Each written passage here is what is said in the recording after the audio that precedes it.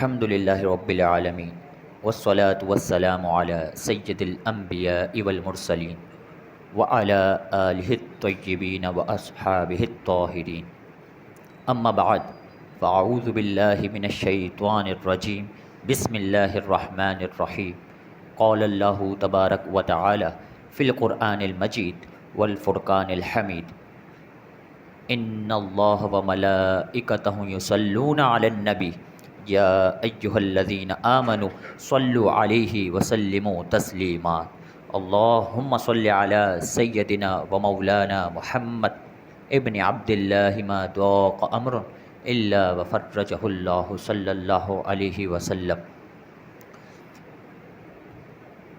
حمد و صلات کے بعد اللہ رب العزت کا بہت فضل ہوا ہم پر کہ ایک مرتبہ پھر ہم اس نشست میں حاضر ہوئے اور اللہ رب العزت کی کتاب کلام پاک کو سمجھنے کے لیے اللہ رب العزت نے ہمیں ایک مرتبہ پھر اپنے پاک گھر میں یہاں پر جمع فرمایا۔ یہ رب تعالیٰ کا بڑا احسان ہے ہم پر، یہ رب تعالیٰ کی ہی کرم نوازی ہے ہم پر کہ اس نے ہمیں ایسے فتنہ انگیز وقت کے اندر ہمیں کلام پاک سمجھنے کے لیے یہاں پر جمع فرمایا۔ تو اللہ رب العزت سے یہی دعا کیجئے کہ یا اللہ جب تک ہم اس نشست میں تیرے کلام پاک کو سن رہے ہیں، جب تک سمجھ رہے ہیں اور الحمدللہ ہم حرف بحرف سمجھتے ہیں، تو اللہ رب العزت سے یہ بھی دعا کیجئے کہ یا ارحم الراحمین ہمیں اس پر عمل پیرا ہونے کی بھی توفیق عطا فرما۔ انشاءاللہ تبارک و تعالی آج کے درس کا آغاز سورۃ النساء 7واں رکوع اور آیت نمبر 43 جو کہ 5ویں پارے کا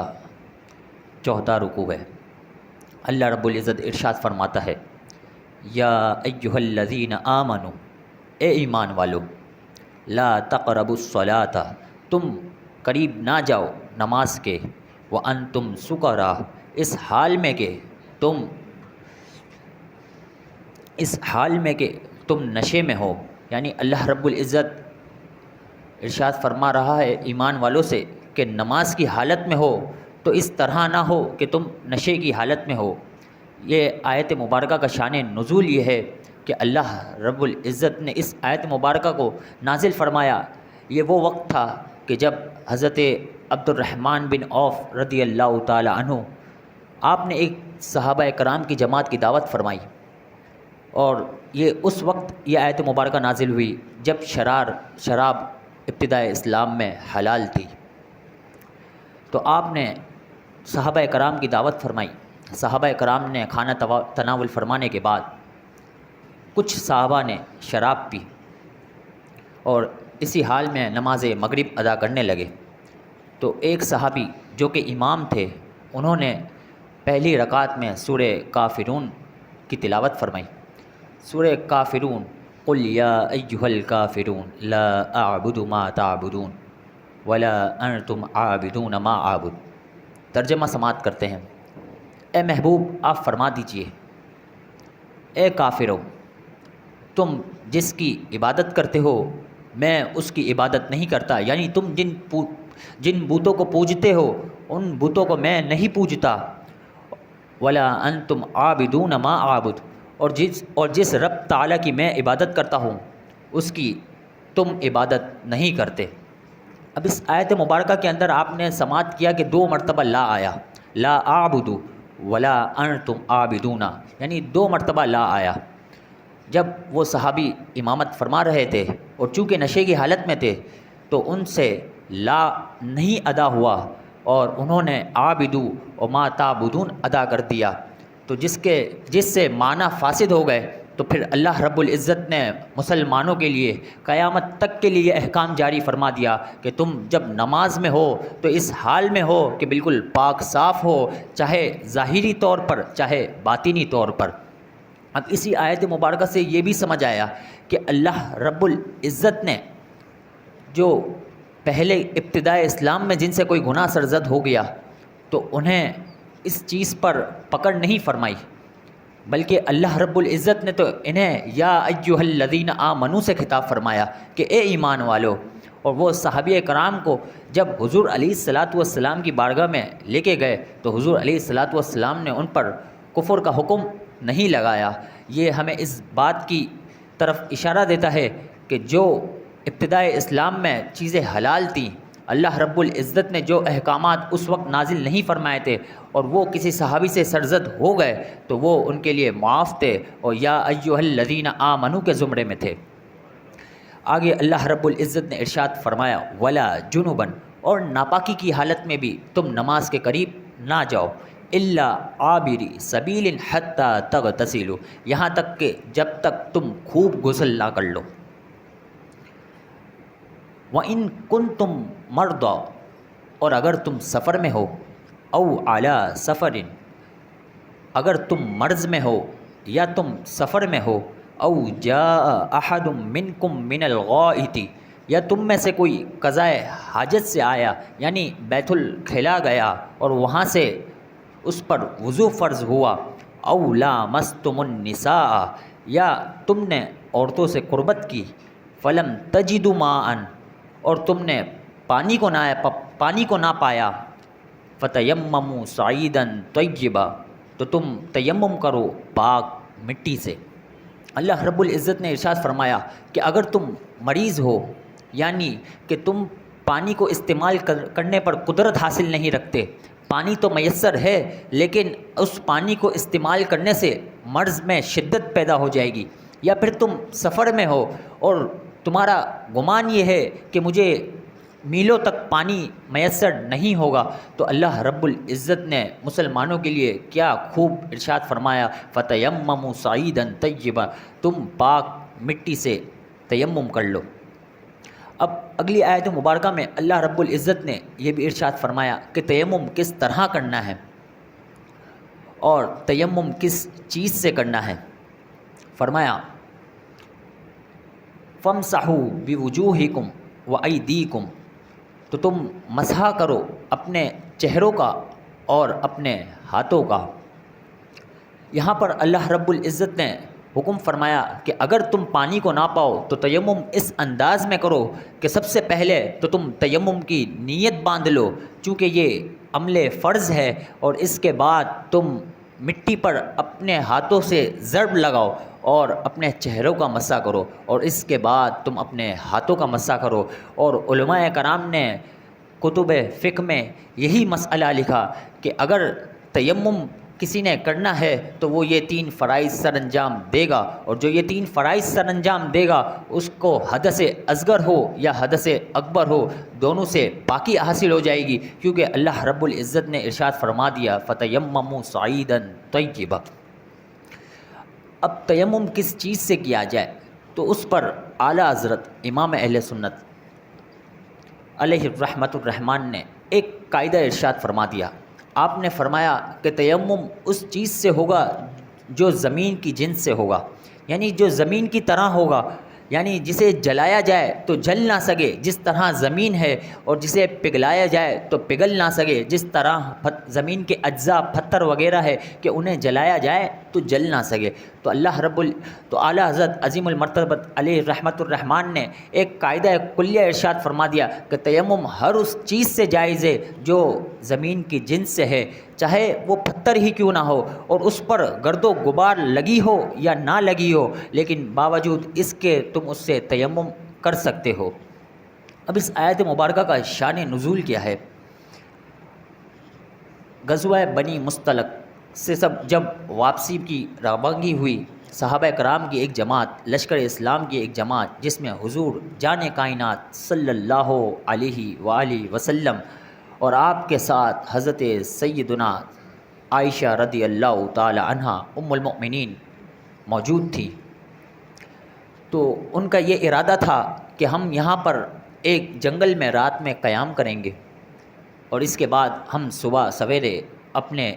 منزل کی طرف کوچ کر جائیں گے۔ تو جب صبح ہوئی اور چونکہ وہ جنگل تھا تو پانی میسر نہ تھا، صبح ہوئی تو جب روانگی کی باری آئی تو حضرت سیدنا عائشہ رضی اللہ تعالی عنہا کا ہار گم ہو گیا، گلے کا ہار گم ہو گیا۔ انہوں نے حضور علیہ الصلاۃ والسلام سے عرض کی تو حضور علیہ الصلاۃ والسلام نے تمام لشکر اسلام کو فرما دیا کہ ابھی ہم یہیں پر قیام کریں گے اور ام المؤمنین کا ہار ڈھونڈیں گے۔ تو صحابہ کرام قربان جاؤں ان پر کہ انہوں نے حضور علیہ الصلاۃ والسلام کی بات میں اف تک نہ کہا، اور یہ نہ کہا کہ حضور چونکہ ہم سفر میں ہیں، چونکہ ہم نے نماز پڑھنی ہے، چونکہ یہاں پہ پانی نہیں ہے تو اسی لیے ہم یہاں قیام نہیں کر سکتے، بلکہ آپ مصروف عمل میں رکھ گئے اور حضرت سیدنا عائشہ رضی اللہ تعالیٰ عنہ کے ہار کو ڈھونڈنے میں مصروف عمل میں رہے۔ آپ مصروف عمل میں صحابہ کرام تھے کہ نماز کا وقت آیا اور پانی میسر نہ تھا اور لشکر اسلام کی نماز فجر قضا ہو رہی تھی، تو پھر اللہ رب العزت نے سیدہ طیبہ عائشہ رضی اللہ تعالی عنہا کا صدقے سے پوری امت مسلمہ کو یہ حکم فرما دیا کہ اگر تم پانی کو نہ پاؤ فتیمموا صعیدا طیبا، تم پاک مٹی سے تیمم کر لو۔ آپ دیکھیں کہ اس آیت مبارکہ میں اور اس کے شان نزول میں بہت ساری حکمتیں ہیں، چونکہ حضور علیہ الصلاۃ والسلام جنہیں اللہ رب العزت نے دونوں جہاں کے علم عطا فرمائے، اور صحابہ کرام جو حضور علیہ الصلاۃ والسلام کے ساتھ تھے، حضور جانتے تھے کہ ہار کہاں ہے، لیکن باوجود اس کے حضور علیہ الصلاۃ والسلام نے صحابہ کو یہ نہ بتایا، بلکہ یہ ارشاد فرمایا کہ تم ہار ڈھونڈو۔ یقین جانیے کہ جب یہ آیت مبارکہ نازل ہوئی، اس کے بعد جب اونٹ کو کھڑا کیا تو اس اونٹ کے نیچے سے ہار نکلا، تو اس پر حضرت اسید بن حضیر فرماتے ہیں کہ اے آل ابو بکر، یعنی اے ابو بکر کی اولاد، یہ تمہاری پہلی برکت نہیں، یہ تمہاری پہلی عظمت نہیں جو تم نے مسلمانوں پہ کی، یعنی تم نے اور تمہاری آل نے مسلمانوں پر بہت سے احسانات فرمائے ہیں، اور چونکہ یہ واقعہ تو اس وقت کا تھا، لیکن اللہ رب العزت نے مسلمانوں کو قیامت تک کے لیے یہ احکام جاری فرما دیا فتیمموا صعیدا طیبا۔ اب اس سے اندازہ لگائیے کہ سیدہ عائشہ طیبہ طاہرہ رضی اللہ تعالی عنہا کا مقام و مرتبہ کیا ہے، کہ آپ رضی اللہ تعالی عنہا کا مقام و مرتبہ یہ ہے کہ آپ جب کسی کام کو سر انجام دیں تو پھر اللہ رب العزت یہ احسان، یہ کرم مومنوں پر قیامت تک کے لیے فرما دیتا ہے۔ تو یہ ان کی برکتیں ہیں۔ اس آیت مبارکہ میں ان کی عظمت کو بھی بیان کیا کہ صحابہ کرام نے حضور علیہ الصلاۃ والسلام سے چونکہ چنا کے نہیں کہا، بلکہ آپ نے حضور علیہ الصلاۃ والسلام کے عمل کی پیروی کی اور ہار کو ڈھونڈنے میں مصروف عمل ہو گئے۔ اللہ تبارک و تعالی پھر ارشاد فرماتا ہے ان اللہ کان عفوا غفورا، بے شک اللہ تبارک و تعالی خوب معاف فرمانے والا، بخشنے والا ہے۔ آگے آیت نمبر 44 میں ارشاد ہوا الم تر الی الذین اوتوا نصیبا من الکتاب، اے حبیب علیہ الصلاۃ والسلام، کہ آپ نے ان کو نہ دیکھا جنہیں کتاب سے ایک حصہ ملا، یعنی یہودیوں کی بات ہو رہی ہے کہ اللہ رب العزت نے فرمایا کہ انہیں توریت تو دی گئی یہودیوں کو، لیکن انہوں نے کتاب کے ایک ہی حصے پر عمل کیا، اور یہ بات وجہ ہے کہ دوسرے حصے کے اندر حضور علیہ الصلاۃ والسلام کی شان و عظمت کا بیان تھا، تو وہ اسے پڑھتے تو تھے لیکن اسے انکار کرتے تھے۔ تو اللہ رب العزت فرماتا ہے کہ انہوں نے صرف ایک ہی حصے کو تسلیم کیا اور دوسرے حصے کا انکار کر دیا، چونکہ وہ حضور علیہ الصلاۃ والسلام سے دل میں بغض رکھتے تھے۔ تو اللہ رب العزت نے ان کی نشاندہی فرمایا یشترون الضلالۃ، اور وہ گمراہی کرتے ہیں، یعنی وہ اس طرح کا عمل کرتے ہیں کہ وہ گمراہ ہیں۔ تو اللہ رب العزت اس کے حوالے سے فرماتا ہے دنیا میں تو حضور علیہ الصلاۃ والسلام کی خاطر انہوں نے حضور علیہ الصلاۃ والسلام کے اس حصے کو جو توریت میں ذکر ہے کہ اس میں شان بیان ہے، اس کو انکار کر دیا، لیکن پھر اللہ رب العزت نے انہیں اس کا صلہ کیا فرمایا یشترون الضلالۃ، وہ گمراہی خریدتے ہیں۔ وَيُرِيدُونَ أَن تَضِلُّوا السَّبِيلَ، اور اے مسلمانوں کیا تم سیدھے راستے سے بھٹک گئے ہو؟ پھر وہ کہتے ہیں کہ مسلمانوں تم سیدھے راستے سے بھٹک گئے ہو، ہم تو اپنے سیدھے راستے پر ہی ہیں، اور ہم جو کتاب کے ایک حصے کو مانتے ہیں وہی صحیح ہے۔ تو اس آیت مبارکہ کا شان نزول یہ ہے کہ حضرت رفاع بن زید اور مالک بن دکشم یہودیوں کے حق میں یہ آیت نازل ہوئی۔ جب انہوں نے حضور علیہ الصلاۃ والسلام کی بارگاہ اقدس میں آئے تو اپنی زبانوں کو ٹیڑھا کیا اور حضور کی شان میں گستاخی کی، تو اللہ رب العزت نے ان کے لیے یہ احکامات نازل فرما دیے۔ یعنی اس آیت مبارکہ میں حضور علیہ الصلاۃ والسلام کی شان و عظمت کی بات ہو رہی ہے کہ اگر تم حضور علیہ الصلاۃ والسلام کی بارگاہ میں اپنی زبانوں کو ٹیڑھی کرو تو اللہ رب العزت تمہیں گمراہ کر دے گا، اور وہ جسے چاہے گمراہ کر دے اور وہ جسے چاہے گمراہ نہ کرے۔ تو اللہ رب العزت نے یہ گمراہ کرنے کی شرط کس کے ساتھ لگائی کہ جو میرے محبوب کی تعظیم نہیں کرے گا پھر میں اسے قیامت تک کے لیے گمراہ کر دوں گا، اور قیامت میں تو ان کا انجام بہت برا ہوگا۔ آگے اللہ رب العزت ارشاد فرماتا ہے واللہ عالم باعدائکم، اور اللہ تمہارے دشمنوں کو خوب جانتا ہے اے حبیب، وکفا باللہ ولیجا، اور اللہ تبارک و تعالی تمہاری حمایت کے لیے کافی ہے، اللہ تبارک و تعالی تمہارے لیے کافی ہے، وکفا باللہ نصیرا، اور اللہ تبارک و تعالی ہی تمہارا مددگار ہے، در حقیقت اللہ رب العزت ہی مددگار ہے۔ آگے ارشاد ہوا من الذین ہادوا یحرفون الکلم عن مواضعہ، توریت میں اللہ رب العزت کے کلام کو ایک جگہ سے دوسری جگہ بدلتے ہیں یہ یہودی، وَيَقُولُونَ سَمِعْنَا وَعَصَيْنَا، اور اے محبوب علیہ الصلاۃ والسلام آپ کے سامنے کہتے ہیں ہم نے سنا اور ہم نے نہ مانا، سمعنا ہم نے سنا، وعصینا اور ہم نے نہ مانا۔ حالانکہ آپ سے شروع میں عرض کیا کہ توریت کے دو حصے تھے، ایک حصے کو تو وہ تسلیم کرتے تھے اور دوسرے حصے کو پڑھتے تو تھے لیکن اس پر عمل نہیں کرتے تھے۔ یعنی اللہ رب العزت یہاں پر ارشاد فرما رہا ہے کہ وہ دل سے تو مانتے تھے کہ حضور علیہ الصلاۃ والسلام کی شان و عظمت کیا ہے، قرآن مجید فرقان حمید میں تو ہے لیکن توریت میں کیا ہے، لیکن وہ زبان سے اس چیز کا اقرار نہیں کرتے تھے، اور حضور علیہ الصلاۃ والسلام کے لیے دل میں بغض رکھتے تھے۔ واسمع غیر مسمعین، اور یہ کہتے آپ سنیے اور آپ سنائے نہ جائیں، یعنی یہ بطور گستاخی اس طرح کے الفاظ استعمال کرتے تھے کہ آپ سن نہ سکے، یعنی آپ جو دین کی تبلیغ کرتے ہیں وہ کوئی آپ کی بات سن کر اس پر ایمان نہ لے آئے۔ اللہ رب العزت نے ارشاد فرمایا وَرَعِينَا لَيَّمْ بِأَلْسِنَتِهِمْ وَتَعَانًا فِي الدِّينِ، اور وہ اپنی زبانیں مروڑ کر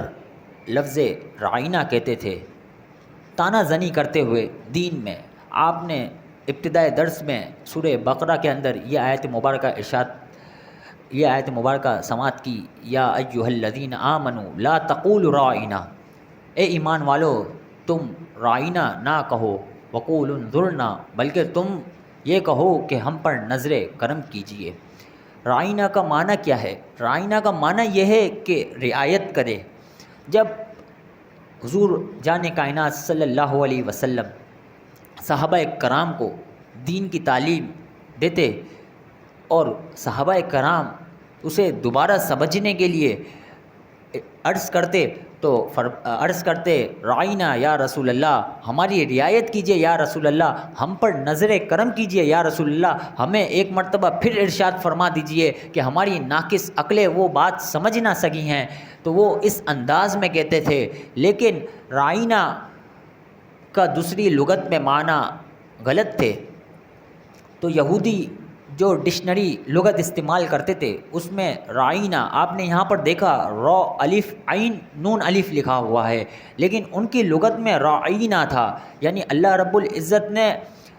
جہاں یہ فرمایا کہ وہ اپنی زبانوں کو مروڑتے تھے، تو یعنی عین اور نون کے درمیان ایک یا کا اضافہ کرتے تھے، رعینہ، اور اس کے معنی گستاخی کے ہیں۔ تو اللہ رب العزت نے فرمایا کہ وہ اس طرح زبانوں کو مروڑ کر آپ کو دھوکہ دینا چاہتے ہیں. وَلَوْ أَنَّهُمْ قَالُوا سَمِعْنَا وَأَطَعْنَا وَاسْمَعْ وَانظُرْنَا لَكَانَ خَيْرًا لَهُمْ وَأَقْوَمَ. اور وہ یہ کہتے ہیں ہم نے سنا اور ہم نے مانا. حضور ہاں آپ ہماری بات سنیں اور ہم پر نظر کرم فرمائیے. یعنی اللہ رب العزت فرماتا ہے یہاں پر ولو ہے،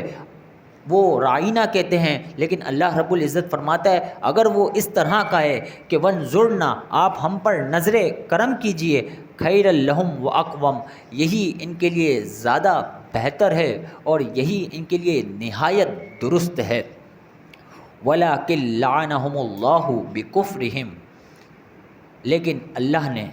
جو اپنی زبانوں کو مروڑ کر حضور علیہ الصلاۃ والسلام کی بارگاہ اقدس میں گستاخی کرتے ہیں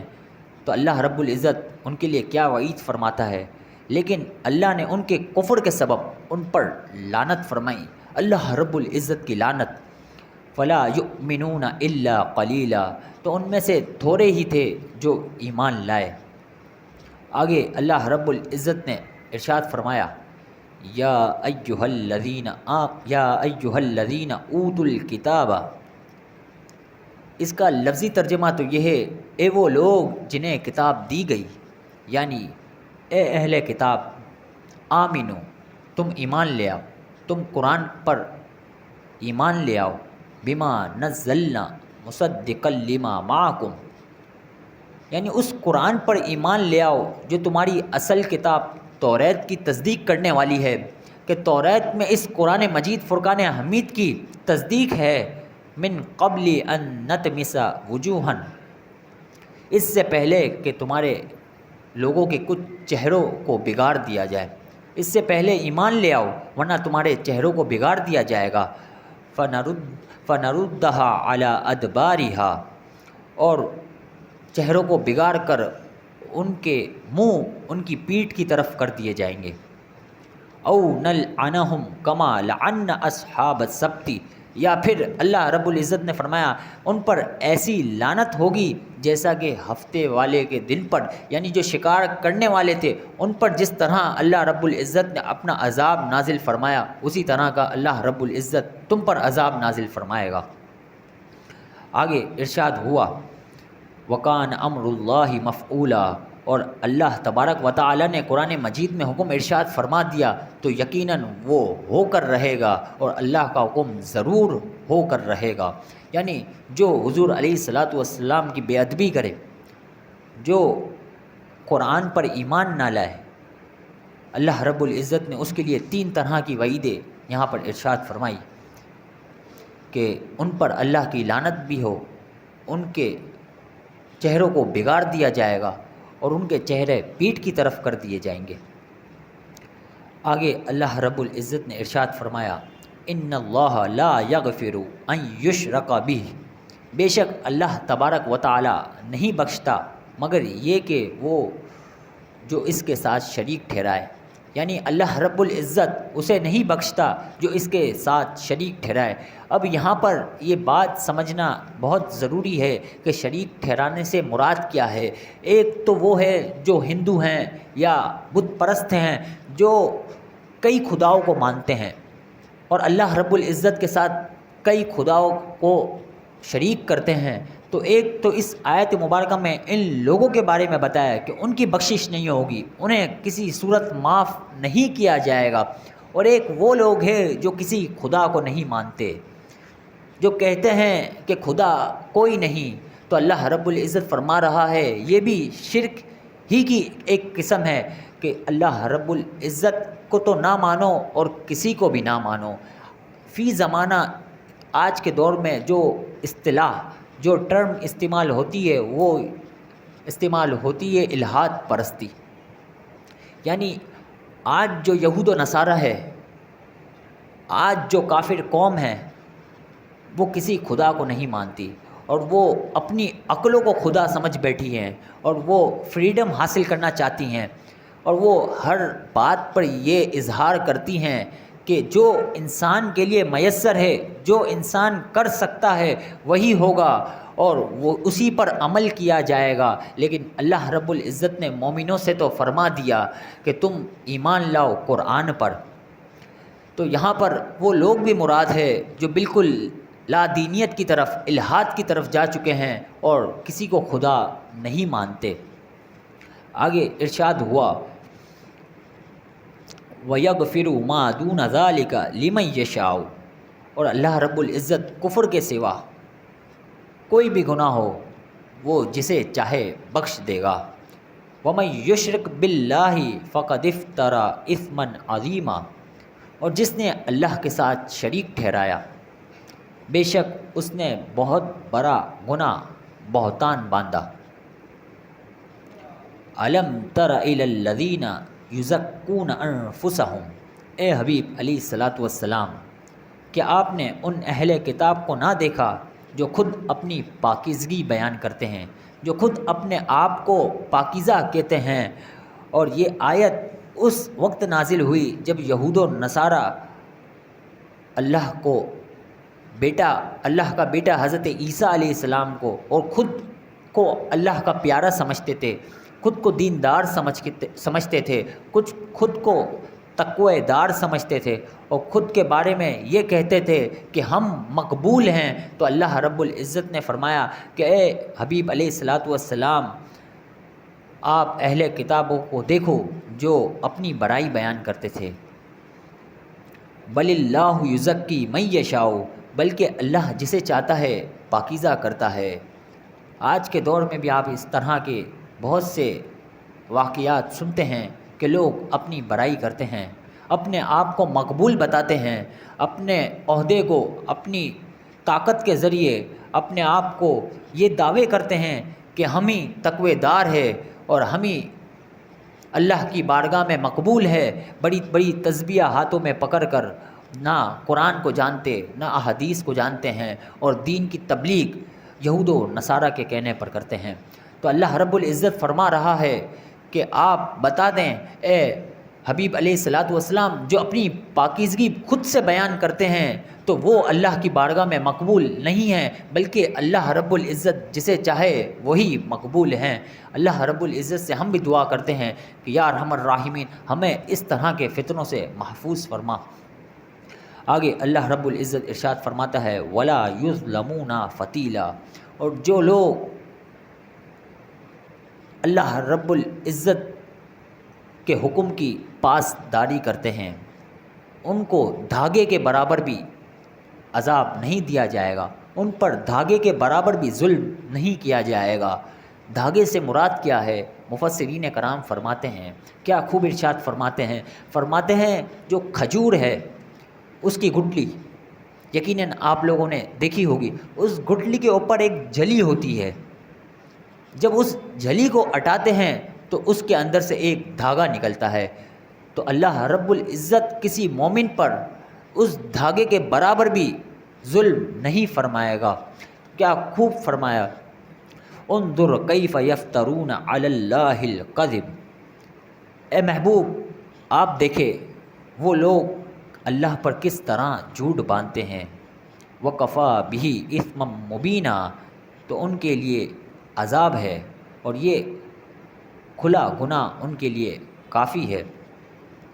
اس آیت مبارکہ میں اس رکوع میں اللہ رب العزت نے حضور علیہ الصلاۃ والسلام کی شان و عظمت کی بات بیان فرمائی۔ حضرت سیدہ عائشہ رضی اللہ تعالی عنہا کی پاکیزگی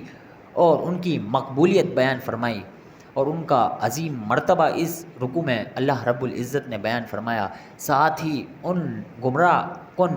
لوگوں کے بارے میں بھی ہماری رہنمائی فرمائی کہ اللہ رب العزت نے فرمایا کہ جو لوگ بڑے بڑے دعوے کرتے ہیں، جو لوگ قرآن کو فالو نہیں کرتے ہیں، تو ان کے ساتھ کس طرح کا عذاب ہوگا۔ الحمدللہ ہمارا سورۃ النساء کا رکوع نمبر 7 مکمل ہوا۔ اب رکوع نمبر 8 آیت نمبر 51 جو کہ 5ویں پارے کا 5واں رکوع ہے، اللہ رب العزت ارشاد فرماتا ہے الم تر الی الذین۔ اس آیت مبارکہ کا شان نزول، حضرت کعب بن اشرف، یہ ایک یہودی، وہ مدینہ آیا کفار قریش سے کچھ مذاکرات کرنے، کچھ معاہدے کرنے کے لیے۔ اس کا مقصد یہ تھا کہ تم محمد رسول اللہ صلی اللہ علیہ وسلم پر حملہ کرو، ان کے صحابہ پر حملہ کرو، پیسہ ہم خرچ کریں گے، اسلحہ ہم دیں گے تمہیں۔ کفار قریش نے ان سے کہا کہ تم ہمارے پاس آئے ہو، حالانکہ تم تو اہل کتابی ہو، تم تو کتاب کو مانتے ہو، تم تو کتاب کو جانتے ہو، تم تو حضرت موسیٰ علیہ السلام کو فالو کرتے ہو، تم تو انبیاء کی امت ہو، تو تمہارا تو قرب حضور علیہ الصلاۃ والسلام سے زیادہ ہونا چاہیے، کیونکہ قرآن مجید فرقان حمید میں تمہاری کتاب کے بارے میں بھی اور تمہارے نبی کے بارے میں بھی ارشاد ہوا ہے، تو اس انداز میں تو تمہیں حضور سے زیادہ قربت حاصل ہونی چاہیے، تو تم تو ہمیں دھوکہ دینے آئے ہو، تم تو ہمیں فراڈ کرنے کے لیے آئے ہو، تو تم تو ان سے معاہدہ کرو نہ کہ ہم سے معاہدہ کرو۔ تو کعب بن اشرف یہودی کہتا ہے نہیں، ہم تم سے کوئی دھوکہ کرنے کے لیے نہیں آئے۔ تو اس پر کفار قریش کہتے ہیں تم ہمارے بتوں کو سجدہ کرو، تو وہ یہودی ان بتوں کو سجدہ کرتے ہیں۔ حضرت ابو سفیان جو ابھی مسلمان نہ ہوئے تھے، کہا کعب بن اشرف سے کہ ہم حق پر ہیں یا محمد رسول اللہ صلی اللہ علیہ وسلم حق پر ہیں؟ تو وہ کہنے لگا آپ ہی حق پر ہے۔ تو اللہ رب العزت نے اس واقعے کی نشاندہی فرمائی اور ارشاد فرمایا الم تر الی الذین اوتوا نصیبا من الکتاب، اے حبیب علیہ الصلاۃ والسلام کہ آپ نے ان علماء یہود کو، کعب بن اشرف کو نہ دیکھا جنہیں کتاب کا ایک حصہ ملا۔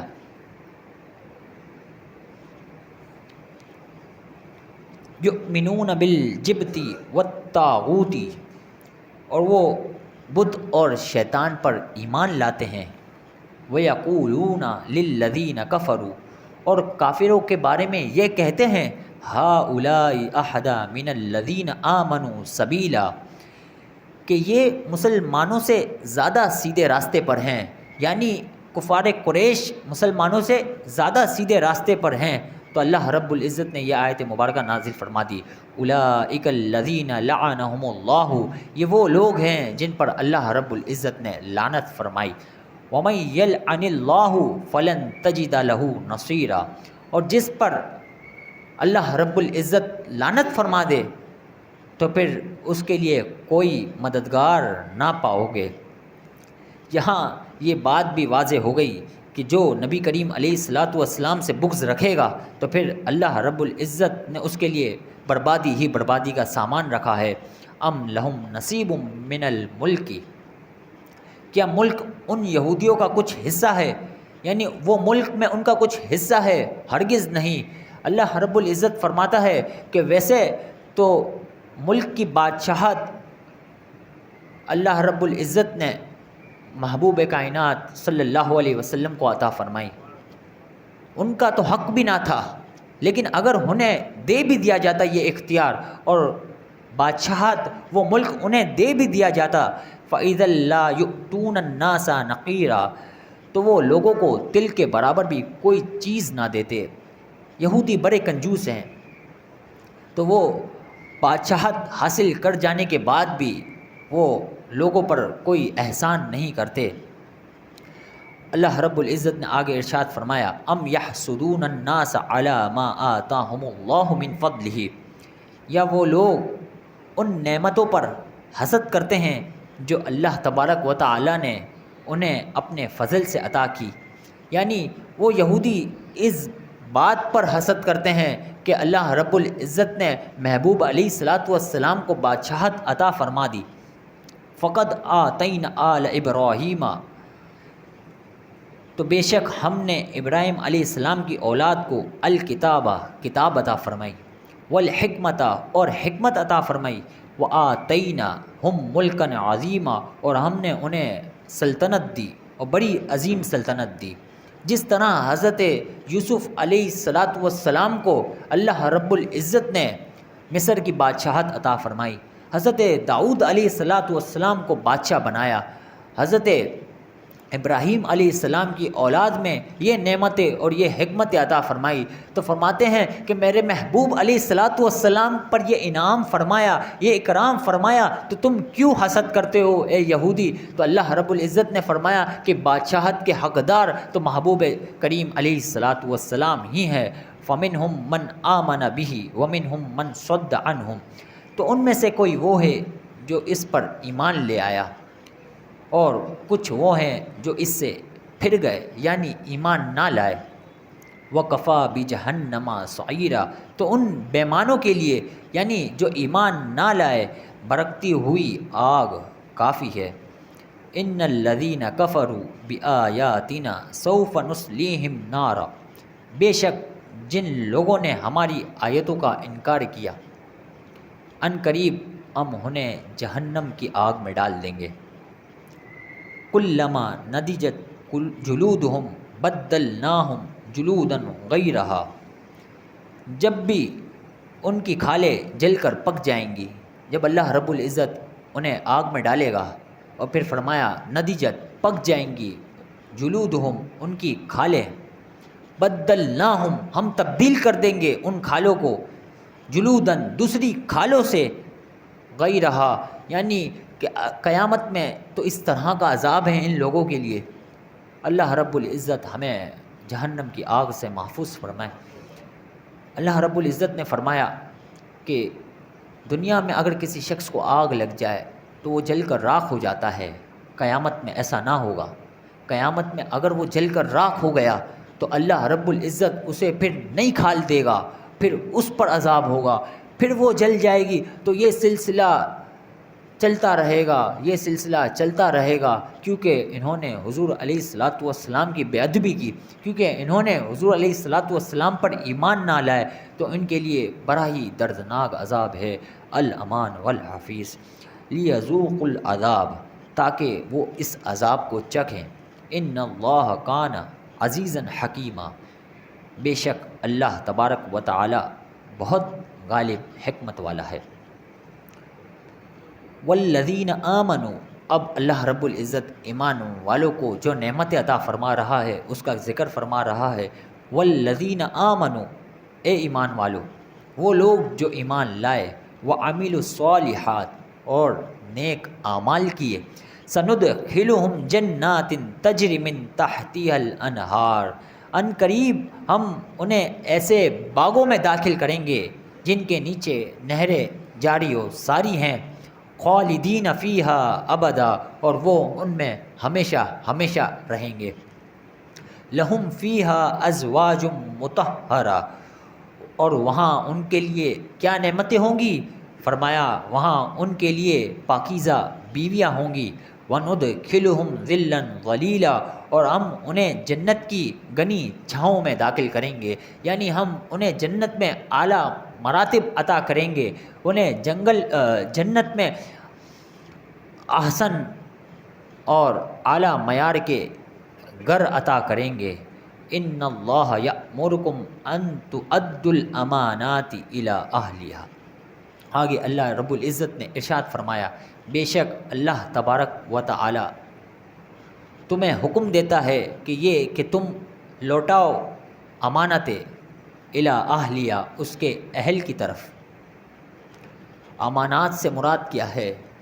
تو مفسرین کرام نے لکھا امانات سے مراد وہ ہے جو اللہ رب العزت نے ہم پر احکام لازم کیے، جیسے کہ فرض، واجبات، سنت ہم پر جو لازم کی، جو فرائض ہم نے سر انجام دینے ہیں، تو اللہ رب العزت نے اس آیت میں سے وہ مراد ہے کہ تم اللہ کے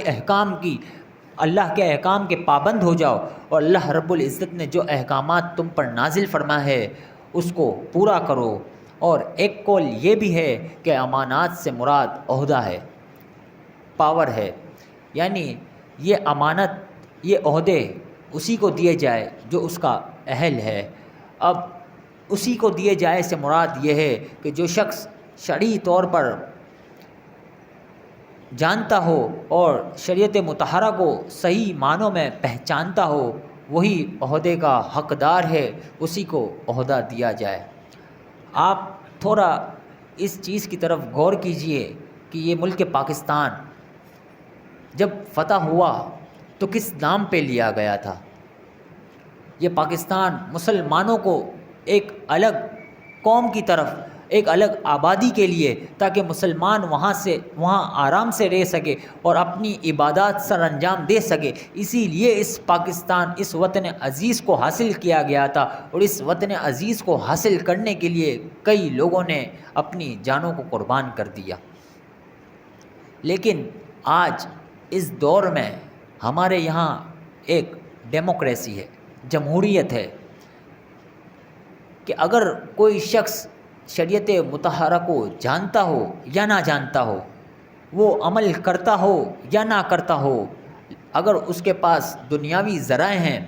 دنیاوی پاور ہے، تو پھر عہدہ اسی کو دیا جاتا ہے۔ لیکن اللہ رب العزت کیا حکم دے رہا ہے؟ یا مرکم کے الفاظ ہے، یا مرکم کے الفاظ سے مراد یہ ہے کہ اللہ تمہیں حکم دیتا ہے کہ تم وہ امانتیں ان کے اہل کی طرف لوٹاؤ، یعنی جو اس چیز کا حقدار ہے، جو عہدہ جس کے لائق ہے، اسی کو دیا جائے، نہ کہ یہ ڈیموکریسی سسٹم کو۔ اگر ہم ڈیموکریسی سسٹم کی طرف غور کریں تو یہ دیکھتے ہیں کہ کئی ایسی باتیں ہوتی ہیں ہم اپنے معاشرے میں سنتے ہیں، قرآن و حدیث کے خلاف ہے، لیکن ڈیموکریسی ہے، جمہوریت ہے، اکثر لوگوں کی رائے یہ ہے، تو اسی لیے اس قانون کو اپلائی کر دیا جاتا ہے اور قرآن و حدیث کو پسے پشت ڈال دیا جاتا ہے۔ تو اللہ رب العزت نے واضح احکام فرما دیے۔ آگے اللہ رب العزت ارشاد فرماتا ہے، اللہ رب العزت سے دعا کرتے ہیں کہ اللہ رب العزت اس وطن عزیز کی حفاظت فرمائے، اور اس میں ایسے حکمران عطا فرمائے جو باشرع ہو، جو شریعت مطہرہ کو جاننے والے ہو، قرآن و حدیث کو پہچاننے والے ہو، اور اسی کے مطابق فیصلہ کرنے والے ہو۔ اللہ رب العزت اسی فیصلے کے تحت اللہ رب العزت نے ارشاد فرمایا، وَإِذَا حَكَمْتُمْ بَيْنَ النَّاسِ أَن تَحْكُمُوا بِالْعَدْلِ، اور جب تم لوگوں کے درمیان فیصلہ کرو تو انصاف کے ساتھ فیصلہ کرو۔ ان اللہ نعم ما یعظکم بہ، بے شک اللہ تمہیں کیا ہی خوب نصیحت فرماتا ہے۔ اللہ رب العزت فرماتا ہے کہ جب آپس میں جھگڑا ہو جائے تو کوئی ثالث آئے تو وہ انصاف کے ساتھ فیصلہ فرمائے، یہ نہ دیکھے کہ ایک گروہ مضبوط ہے اور دوسرا گروہ کمزور ہے تو مضبوط کے حق میں فیصلہ دے دے، یا یہ نہ دیکھے کہ ایک گروہ کے پاس پاور زیادہ ہے، ریسورسز زیادہ ہیں، تو وہ ایک گروہ کی طرف فیصلہ دے دے اور دوسرے گروہ کو سنے تک نہ۔ حضور علیہ الصلوۃ والسلام نے فرمایا کہ جب تم ثالث بنو تو تم ایک گروہ کی بات جس طرح سنو، جتنے وقت میں سنو، جس حالت میں سنو، جس طرح تمہارا ذہنی توازن اس کی بات کو سننے میں مصروف عمل ہے، تو جب دوسرے کی بات سنو تو اس میں بھی وہی سارے احکام اپنے اوپر لازم کر لو جو پہلے والے کے اوپر کیے تھے، چاہے وہ امیر ہو یا غریب ہو، چاہے وہ طاقتور ہو یا طاقت نہ ہو اس کے پاس دنیاوی، لیکن تم جب انصاف کرو تو عدل کے ساتھ انصاف کرو۔ اور یہ اللہ رب العزت ہمیں نصیحت فرما رہا ہے، ان اللہ کان سمیعا بصیرا، بے شک اللہ رب العزت تو سب کچھ جاننے والا اور دیکھنے والا ہے۔ آگے اللہ رب العزت نے ارشاد فرمایا، یا ایھا الذین آمنوا، اے ایمان والو، اطیعوا اللہ، اللہ کی اطاعت کرو، واطیعوا الرسول، اور رسول علیہ الصلاۃ والسلام کی اطاعت کرو، واولی الامر منکم، اور جو تم میں امر والے ہیں یعنی شرعی حکم جانتے ہیں ان کی اطاعت کرو۔ اللہ رب العزت نے یہاں پر 3 اطاعت فرمائی ہے، ایک اللہ کی اطاعت کرو، اور رسول علیہ الصلاۃ والسلام کی اطاعت کرو، اور اولی الامر والوں کی بھی اطاعت کرو۔ فَإِن تَنَازَعْتُمْ فِي شَيْءٍ، بس اگر تمہارا آپس میں جھگڑا ہو جائے کسی بات پر، فَرُدُّوهُ إِلَى اللَّهِ وَالرَّسُولِ، تو اس کے رسول علیہ الصلاۃ والسلام اور اللہ کے حضور پیش کرو، یعنی قرآن و سنت کی طرف رجوع کرو، کتاب اللہ اور سنت کا جو فیصلہ ہو اس فیصلے پر عمل کرو۔ ان کنتم تؤمنون باللہ والیوم الآخر، اور اگر تم اللہ اور قیامت کے دن پر ایمان رکھتے ہو، ذالک خیر و احسن تأویلا، تو یہ تمہارے لیے بہتر ہے اور یہی احسن معاملہ ہے اور یہی سب سے اچھا معاملہ ہے۔ یعنی اللہ رب العزت نے فرمایا کہ 3 احکامات ہیں۔ ایک وہ احکام ہے جو اللہ کی اطاعت کے تحت قرآن پاک میں ارشاد ہوتے ہیں، دوسرے وہ احکام ہیں جو احادیث طیبہ میں ارشاد ہوتے ہیں۔ تو یہاں سے ایک اور پوائنٹ ہمیں سمجھ آتا ہے کہ بہت سی ایسی باتیں ہیں جنہیں ہم کتاب اللہ کو پڑھنے کے بعد بھی نہیں سمجھ سکتے، ہماری عقلیں اتنی کامل نہیں ہیں کہ ہم اس بات کو سمجھ سکے۔ تو اسی لیے اللہ رب العزت نے فرمایا کہ جو کتاب اللہ میں ظاہر ہے اس پر تو عمل کرو، ساتھ میں وَأَطِیعُوا الرسول، حضور علیہ الصلاۃ والسلام کے جو فرمان ہیں ان پر بھی عمل کرو۔ پھر اللہ رب العزت نے فرمایا وَأُولِي الْأَمْرِ، یعنی وہ لوگ جو اس امر کو جانتے ہیں، قرآن و حدیث کو صحیح معنوں میں جانتے ہیں، اس کے صحیح معنوں میں ترجمان ہے، تو ان کی اطاعت کرو۔ اللہ رب العزت یہ خاص اپنے بندہ خاص پر کرم فرماتا ہے۔ اللہ رب العزت یہ کوالٹی، یہ وصف اپنے قرب خاص رکھنے والے بندوں میں، جن کا قرب اللہ کی بارگاہ میں ہوتا ہے، جو اللہ کے قریب ہوتے ہیں، اللہ یہ وصف انہیں عطا فرماتا ہے کہ جو قرآن و سنت میں اجتہاد کر کے اس سے قیاس کرتے ہیں اور مسائل کا استنباط کرتے ہیں، مسائل نکالتے ہیں۔ تو اللہ رب العزت نے یہاں پر ان کے حوالے سے بھی فرمایا کہ تم ان کی بھی اطاعت کرو۔ آج کئی ایسے لوگ ہیں جو حدیث کو فالو نہیں کرتے، کہتے ہیں کہ قرآن میں جو لکھا ہے بس کافی ہے، ہم قرآن کو فالو کرتے ہیں، جبکہ اللہ رب العزت نے کیا فرمایا؟ اطیعوا اللہ و اطیعوا الرسول، بلکہ تم قرآن پر تو عمل کرو، ساتھ ہی احادیث طیبہ پر بھی عمل کرو۔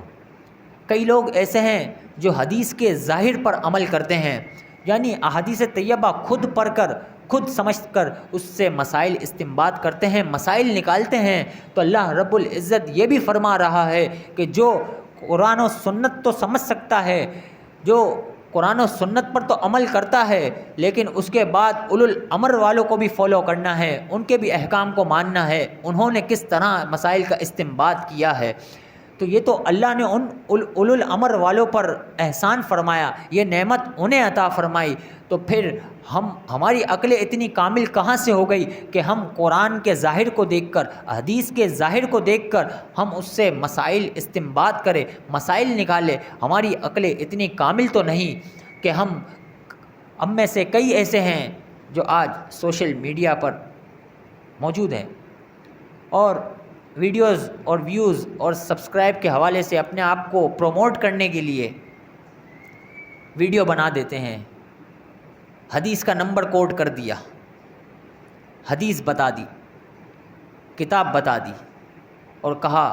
کہ اس حدیث میں یہ لکھا ہے، لیکن یہ لوگ اس طرح، مومن اس طرح تو عمل نہیں کرتے، حدیث میں تو یہ لکھا ہے۔ تو ہمارا ان سے سوال ہے کہ تم کیا اولو الامر والوں میں ہو، یا تم نے وہ اجتہاد کر لیا ہے کہ تم نے وہ مسائل حضور علیہ الصلاۃ والسلام کے احادیث طیبہ سے استنباط کر لیے کہ تمہارے پاس اللہ رب العزت نے وہ وصف عطا فرما دیا ہے؟ ہرگز نہیں، ان کے پاس یہ وصف نہیں ہے،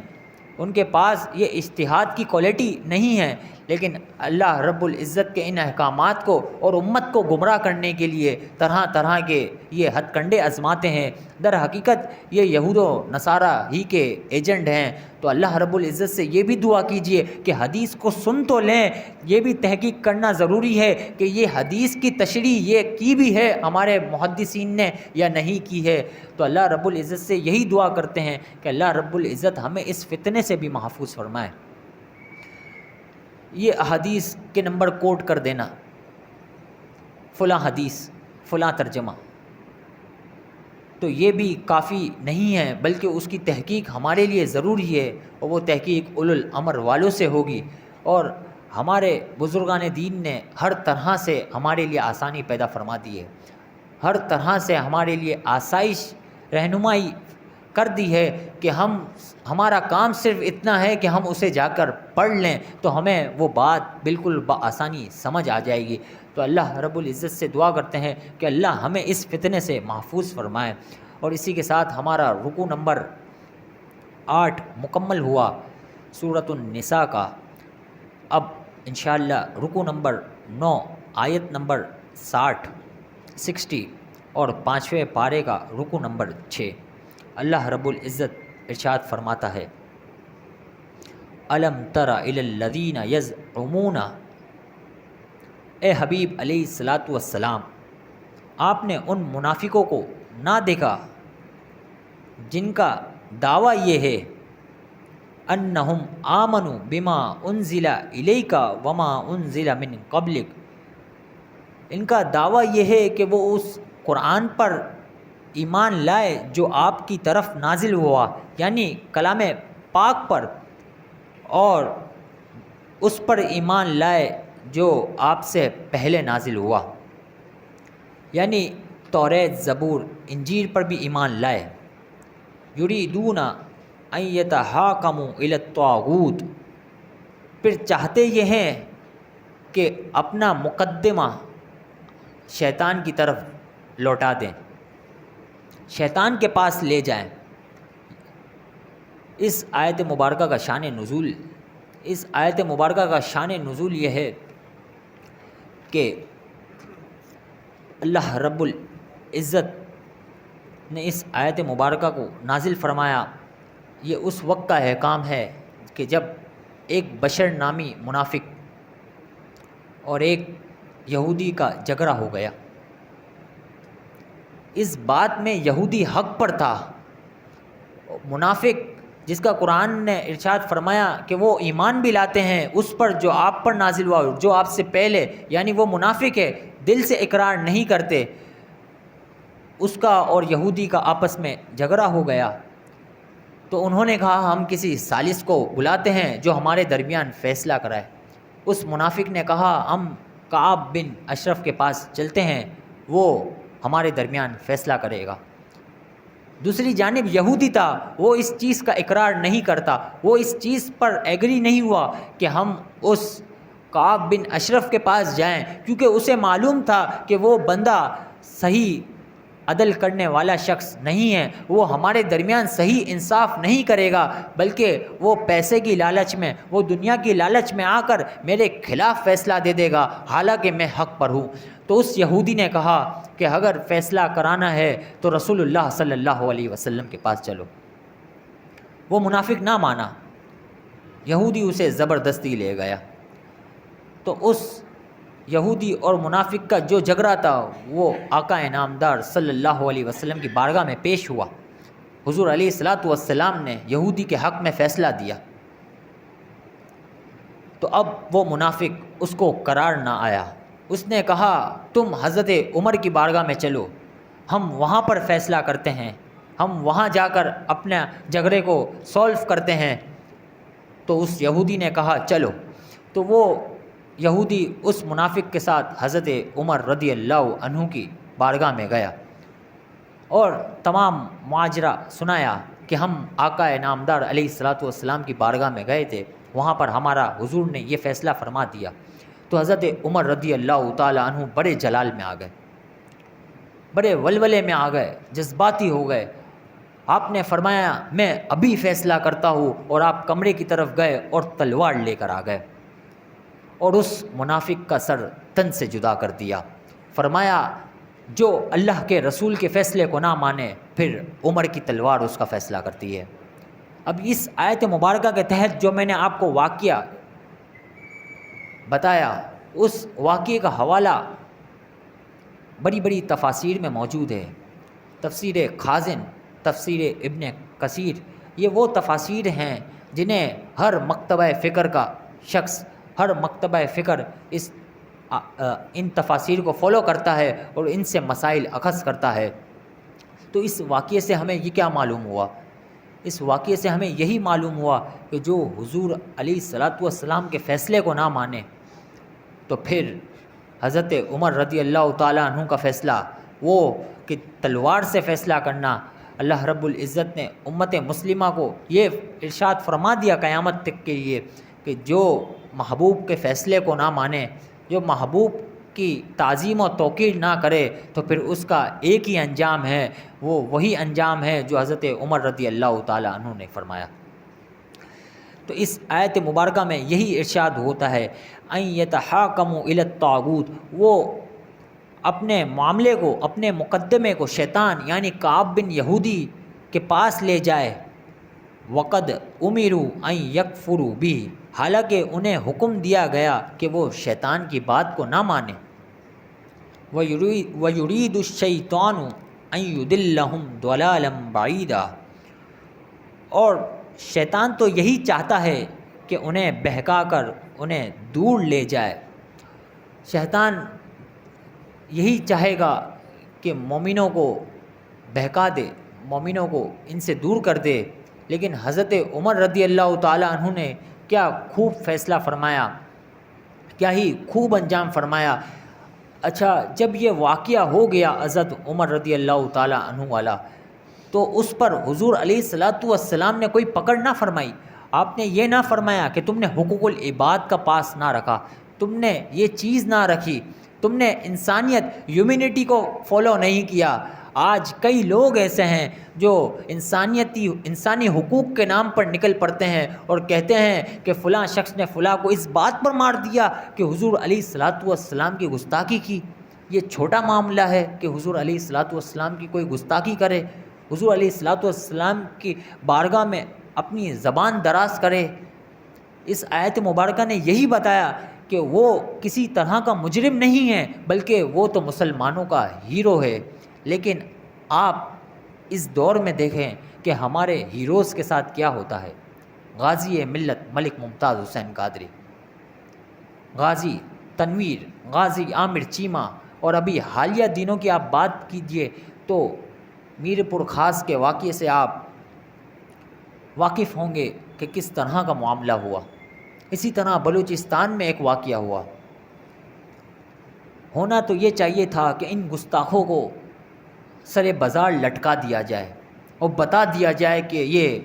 امت مسلمہ کا ملک ہے، یہاں پر اگر کوئی شخص آقا نامدار علیہ الصلاۃ والسلام کی شان و عظمت میں گستاخی کرے گا تو اسے سر بازار لٹکا دیا جائے گا۔ لیکن یہاں کا معاملہ اس کے برعکس ہے۔ یہاں پر ان کو پروٹوکول دیا جاتا ہے جو یہود و نصارہ کے ایجنٹ ہے، اور یہود و نصارہ تو چاہتے ہی یہ ہیں کہ وہ حضور علیہ الصلاۃ والسلام کی عزت و ناموس پر حملے کریں۔ ہمارے یہاں یہ معاملہ برعکس ہے، چاہے وہ پولیس والا ہی کیوں نہ ہو، اگر وہ حضور علیہ الصلاۃ والسلام کی ناموس پر پہرا دے گا تو اسے بھی سزا ملے گی اور اسے بھی ڈسمس کر دیا جائے گا۔ تو ہم نے اس چیز کو سمجھنا ہے۔ ہمارے یہاں کئی ایسے لوگ ہیں جو انسانی حقوق کے نام پر طرح طرح کی تنظیمیں چلا رہے ہیں اور یہ کہتے ہیں کہ بھائی کسی کو حق نہیں کہ وہ کسی جان کو کوئی سزا دے۔ تو قرآن تو ارشاد فرما رہا ہے کہ میرے محبوب علیہ الصلاۃ والسلام کی گستاخی ہوگی تو پھر اس کا سر تن سے جدا ہوگا۔ اللہ رب العزت سے دعا کرتے ہیں کہ اللہ رب العزت ان گستاخوں کو نیست و نابود فرمائے۔ اللہ رب العزت ہمارے دلوں میں جذبہ ایمان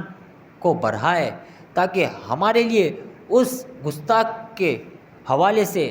ہمارے دل میں شدت ہو، نہ کہ نرمی ہو، نہ کہ ہم حقوق انسانی کی بات کریں، بلکہ ہم تو وہی فیصلہ کریں جو حضرت عمر رضی اللہ تعالیٰ عنہ نے فیصلہ فرمایا ہے۔ اللہ رب العزت آگے ارشاد فرماتا ہے وَإِذَا قِيلَ لَهُمْ تَعَالَوْا إِلَى مَا أَنزَلَ اللَّهُ، اور جب ان سے کہا جائے اللہ کے نازل کیے ہوئے قرآن پر، وَإِلَى الرَّسُولِ، اور رسول کی طرف آؤ، اللہ نے جو نازل کیا اور محبوب علیہ الصلاۃ والسلام جو لے کر آئے اس طرف آؤ، رَأَيْتَ الْمُنَافِقِينَ يَصُدُّونَ عَنْكَ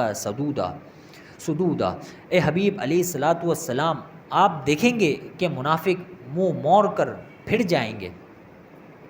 فَكَيْفَ إِذَا أَصَابَتْهُمْ مُصِيبَةٌ بِمَا قَدَّمَتْ أَيْدِيهِمْ، تو ان منافقوں کی کیسی حالت ہوگی کہ ان کے کرتوتوں کے سبب جو وہ پہلے کر چکے تھے ان پر کوئی مصیبت آ پڑے، ثم جاؤوک یحلفون، تو پھر اے حبیب وہ آپ کے پاس اللہ کی قسمیں کھاتے ہوئے آئیں گے، باللہ ان اردنا الا احسانا و توفیقا، اور بہانے بناتے ہوئے کہیں گے کہ ہمارا مقصد تو صرف اچھی طرح فیصلہ کرنا تھا۔ اولئک الذین یعلم اللہ ما فی قلوبہم، اس آیت مبارکہ میں اللہ رب العزت نے منافقوں کی ایک نشانی بیان فرمائی کہ اللہ رب العزت نے فرمایا کہ منافقین اس طرح ہیں کہ جب ان پر مصیبت آ پڑتی ہے تو وہ آپ کے پاس، آپ کی بارگاہ میں آ جاتے اور کہتے کہ ہم نے یہ معاملہ تو اس لیے نہیں کیا کہ اس میں یہ بھلائیاں تھی اور یہ حکمتیں تھی۔ اللہ نے ان کی اس بات کی طرف رہنمائی فرمائی اور فرمایا اولئک الذین یعلم اللہ ما فی قلوبہم، مسلمان اور کافروں میں اولئک الذین، اور وہ لوگ جن کے دلوں میں منافقت ہے، فاعرض عنہم، اللہ انہیں خوب جانتا ہے، وعظہم، اور اے محبوب آپ ان سے درگزر کیجئے کہ اللہ رب العزت ان کے حال کو بخوبی پہچانتا ہے، وقل لہم فی انفسہم قولا بلیغا، اور آپ انہیں اسی طرح نصیحت کرتے رہیں اور انہیں تنہائی میں اچھی بات سکھائیں۔ وما ارسلنا من رسول الا لیطاع باذن اللہ، اور ہم نے کسی رسول کو نہیں بھیجا مگر یہ کہ وہ اس کی اطاعت کی جائے اللہ کے اذن سے، اللہ کے حکم سے اس رسول کی اطاعت کی جائے۔ وَلَوْ أَنَّهُمْ إِذْ ظَلَمُوا أَنفُسَهُمْ جَاءُوكَ فَاسْتَغْفَرُوا اللَّهَ،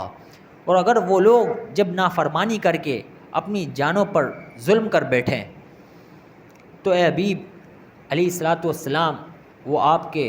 دربار میں حاضر ہوں گے اور پھر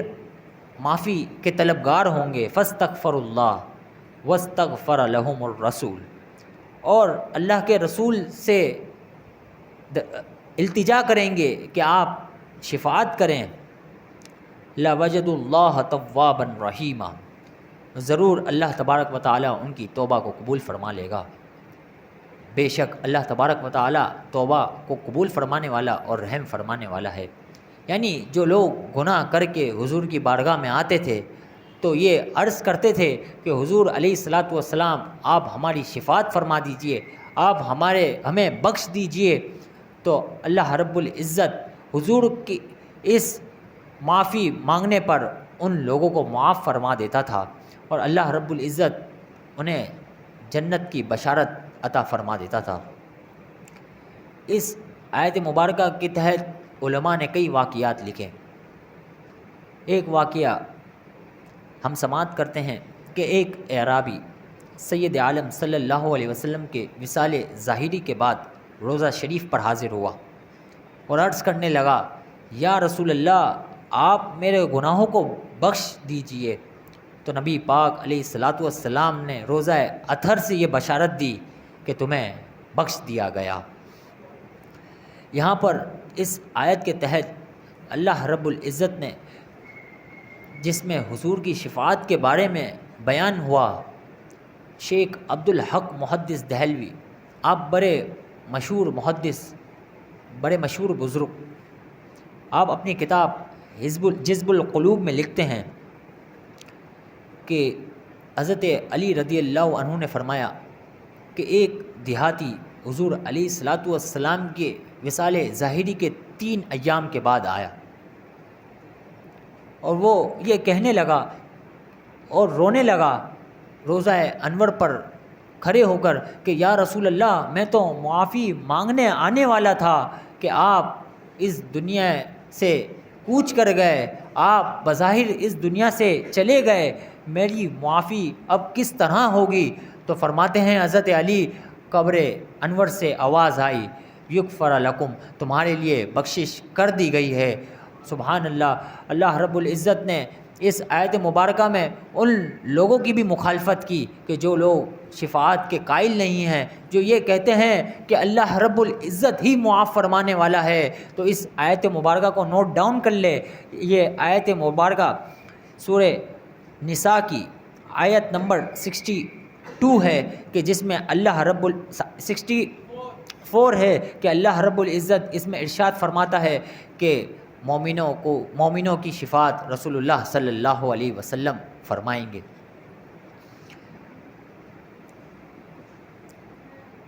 آگے اللہ رب العزت ارشاد فرماتا ہے فلا وربک لا یؤمنون حتی یحکموک فیما شجر بینہم، اے حبیب آپ کے رب کی قسم، فلا وربک آپ کے رب کی قسم، وہ مسلمان نہیں ہوں گے جب تک کہ اپنے آپس کے جھگڑوں میں آپ کو حاکم نہ بنا لے، یعنی آپ کو فیصلہ کرنے والا نہ بنا لے، تب تک وہ مومن نہیں ہو سکتے۔ ثم لا تجدوا فی انفسہم حرجا مما قضیت ویسلموا تسلیما،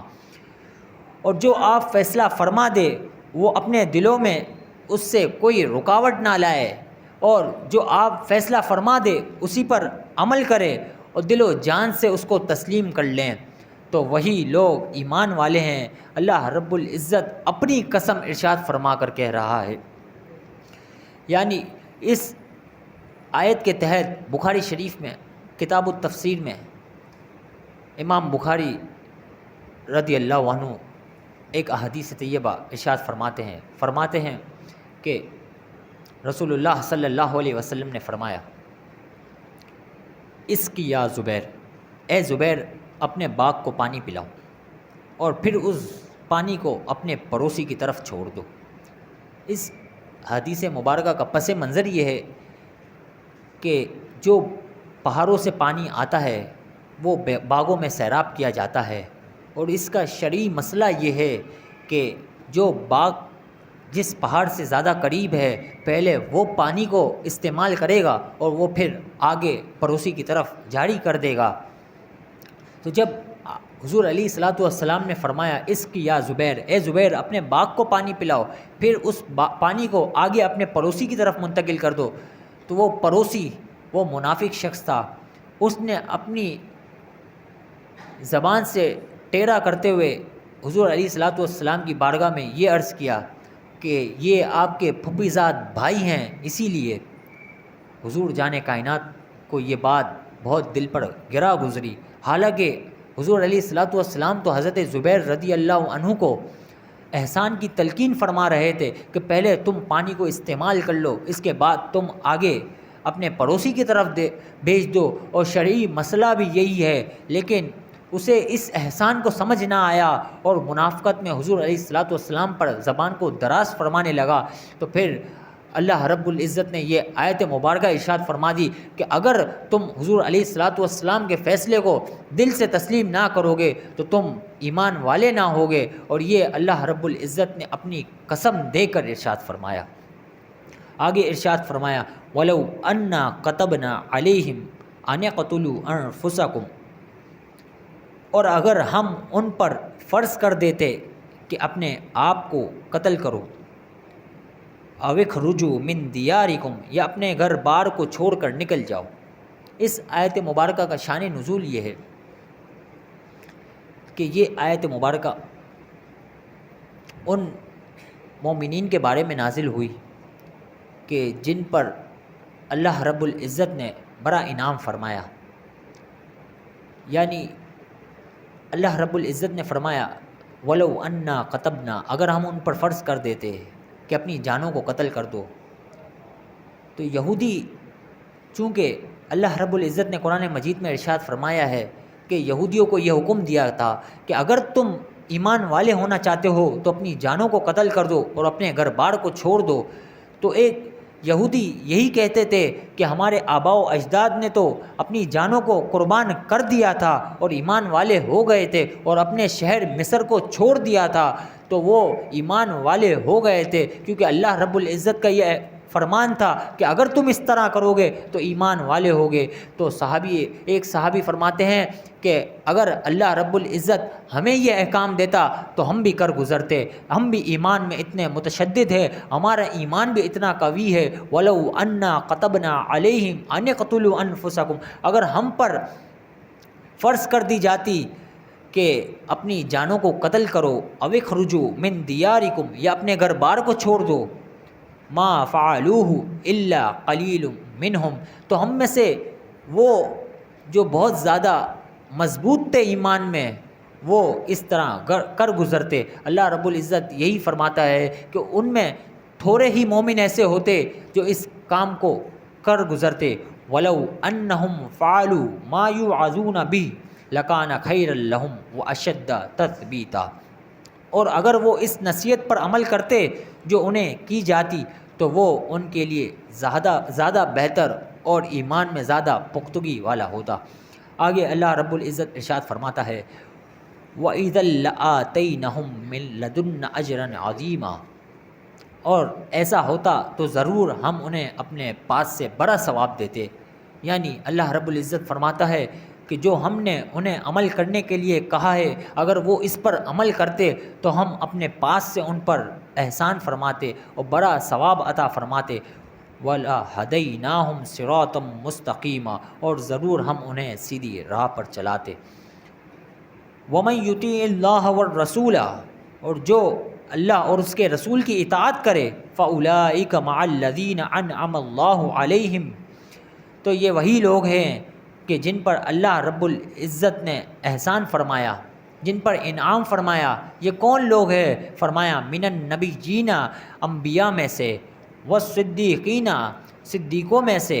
یعنی اس سے مراد صحابہ کرام ہیں جنہوں نے حضور علیہ الصلاۃ والسلام کی تصدیق فرمائی۔ اس سے مراد سیدنا صدیق اکبر ہیں، اس سے مراد سیدنا عمر فاروق ہیں، سیدنا عثمان غنی ہیں، اور حضرت علی کرم اللہ وجہہ الکریم ہیں۔ والشہداء، اور شہداء، والصالحین، اور نیکوکار، یعنی بزرگان دین جو شریعت مطہرہ پر عمل کرتے ہیں اور اسی کی دعوت دیتے ہیں۔ وحسن اولئک رفیقا، اور یہی اچھے ساتھی ہیں۔ یعنی اللہ رب العزت نے فرمایا کہ جو اللہ اور اس کے رسول کی اطاعت کرے گا تو پھر اللہ رب العزت انبیاء میں سے، شہداء میں سے، صدیقین میں سے اور صالحین میں سے ان کا ساتھ رکھے گا۔ اس آیت مبارکہ کا شان نزول یہ ہے کہ حضرت ثوبان رضی اللہ تعالیٰ عنہ حالت رنجیدہ میں حضور علیہ الصلاۃ والسلام کی بارگاہ اقدس میں حاضر ہوئے اور کہنے لگے یا رسول اللہ، میں پریشان نہیں ہوں، بس رونا اس بات پر آتا ہے کہ اگر آپ ہمارے درمیان نہ ہوں گے تو پھر ہم کس طرح رہیں گے، ہم کس طرح سروائیو کر سکیں گے کہ آپ ہمارے درمیان نہ ہوں گے۔ تو حضور علیہ الصلاۃ والسلام نے یہ آیت مبارکہ ارشاد فرمائی کہ اگر تم اللہ اور اس کے رسول کی اطاعت کرو گے تو قیامت کے روز تم انبیاء میں سے، شہداء میں سے، صدیقین میں سے اور اللہ کے نیکوں میں سے تم ان کا ساتھ پاؤ گے۔ تو اللہ رب العزت نے یہی ارشاد فرمایا ذَلِكَ فَضْلٌ مِّنَ اللَّهِ وَكَفَى بِاللَّهِ عَلِيمًا، اور یہ اللہ کے پیاروں کا قرب ملنا اللہ کا فضل ہے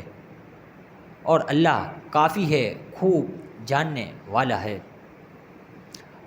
اسی کے ساتھ ہمارا رکوع نمبر 9 مکمل ہوا سورۃ النساء کا۔ اب انشاءاللہ رکوع نمبر 10 کی طرف ہم آگے بڑھتے ہیں۔ آیت نمبر 71 میں ارشاد ہوتا ہے یا ایھا الذین آمنوا، اے ایمان والو، خذوا حذرکم، جنگ میں ہوشیاری سے کام لو، فانفروا ثبات او انفروا جمیعا، پھر دشمن کی طرف تھوڑے تھوڑے ہو کر نکلو یا سب اکٹھے ہو کر نکلو۔ یعنی دشمن کے مقابلے میں اپنا تحفظی نظام، اپنا ڈیفنس سسٹم مضبوط کر لو، چاہے وہ ایک ساتھ نکلو یا تھوڑے تھوڑے ہو کر نکلو۔ وَإِنَّ مِنْكُمْ لَمَن لَّا يُبَطِّئَنَ، اور بے شک تم میں کوئی وہ ہیں جو منافق ہیں۔ فَإِنْ أَصَابَتْكُمْ مُصِيبَةٌ، پھر اگر انہیں کوئی مصیبت پہنچتی ہے، پھر اگر تمہیں کوئی مصیبت پہنچتی ہے، قَالَ قَدْ أَنْعَمَ اللَّهُ عَلَيَّ، تو وہ پیچھے رہ جانے والے ہوتے ہیں اور کہتے ہیں اللہ نے ہم پر بڑا فضل فرمایا۔ یعنی منافق وہ ہیں کہ جب مومنوں کو ضرورت پڑے کافروں سے جہاد کرنے کی، کافروں سے لڑنے کی، تو منافق وہ ہے جو بہانہ بناتے ہیں اور پیچھے ہو جاتے ہیں۔ اذ لم اکم معہم شہیدا، کہ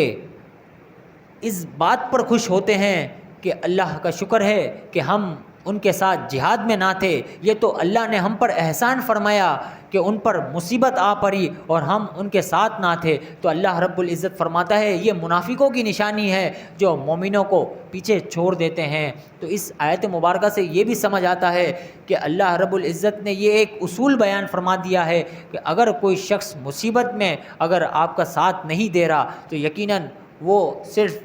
منافقت کر رہا ہے اور خلوص نیت کے ساتھ آپ کے ساتھ نہیں ہے۔ وَلَئِنْ أَصَابَكُمْ فَضْلٌ مِّنَ اللَّهِ، اور اگر تمہیں اللہ کا فضل پہنچے، یعنی جنگ ہو اور جیت کر آ جاؤ، اللہ تمہیں فتح و نصرت عطا فرما دے اور مال غنیمت لے کر آ جاؤ، لَيَقُولَنَّ، تو وہ ضرور یہی کہیں گے، لَكَأَن لَّمْ تَكُن بَيْنَكُمْ وَبَيْنَهُ مَوَدَّةٌ، اے کاش میں بھی ان کے ساتھ ہوتا تو بڑی کامیابی ہوتی، یعنی یہ مال غنیمت مجھے بھی حاصل ہوتا۔ اور وہ یہ اس انداز میں کہتے، یا لیتنی کنت معہم فافوز فوزا عظیما، یہ اس انداز میں کہتے کہ تمہارے اور ان کے درمیان کوئی دوستی نہ تھی،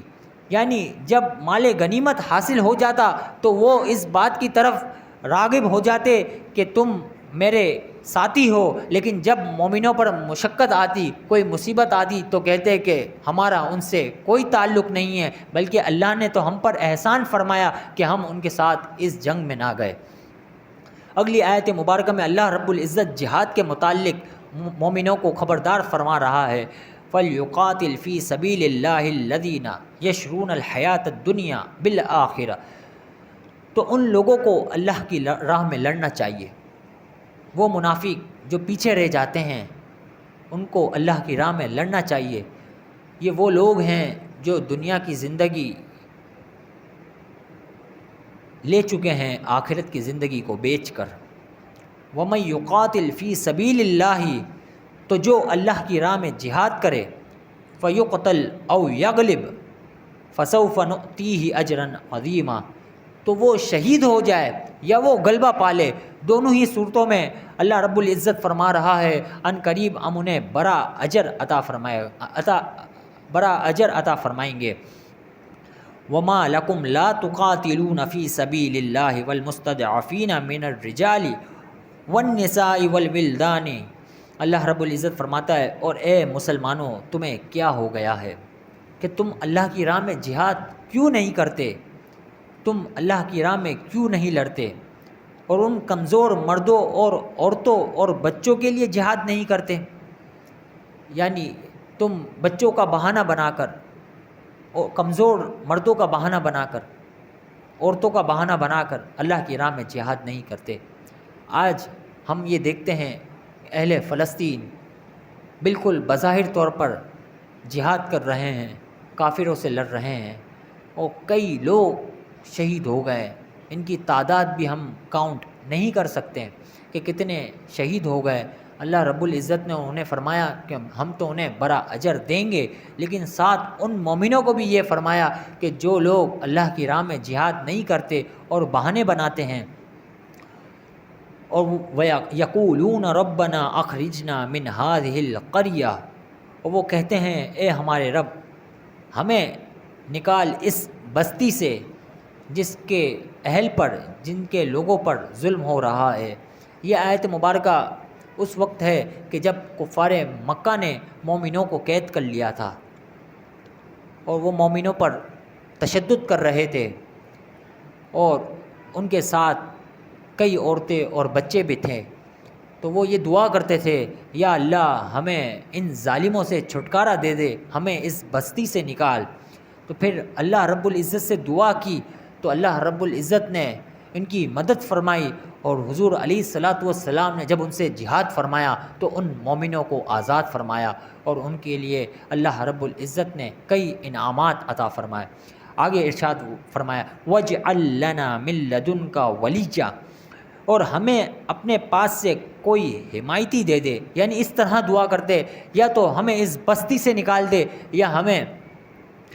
کوئی حمایتی دے دے تو اللہ رب العزت نے ان کی یہ دعا قبول فرمائی، حضور علیہ الصلاۃ والسلام کو لشکر اسلام کے ساتھ کفار مکہ پر قابض فرما دیا اور غالب فرما دیا، اور انہیں وہاں سے فتح و نصرت حاصل ہوئی۔ وَاجْعَلْ لَنَا مِن لَّدُنْكَ نَصِيرًا، اور اللہ رب العزت نے